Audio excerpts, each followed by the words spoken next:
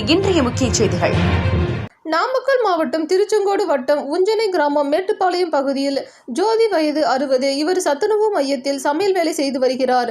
இன்று அதிகாலையில் திடீரென்று சிலிண்டர் கசிந்து தீப்பிடித்து வீடு முழுவதும் எரிந்துவிட்டது. அக்கம் பக்கத்தினர் உதவியுடன் ஃபயர் சர்வீஸ் போன் செய்து ஃபயர் சர்வீஸ் வண்டி காவலர்கள் வந்து தீயை அணைத்தார்கள்.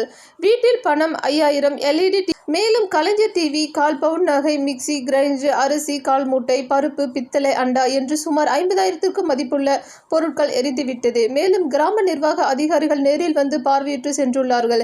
வீட்டில் உள்ள எல்லா பொருளையும் இழந்து வாடும் இந்த தாய்க்கு அரசு மூலம் ஏதாவது நிவாரணம் நிதி செய்ய வேண்டும்.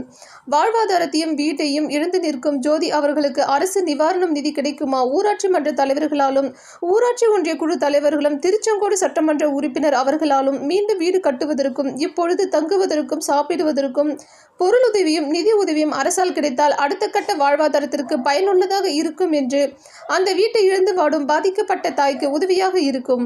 நாமக்கல் மாவட்ட செய்தியாளர் எஸ். சக்திவேல்.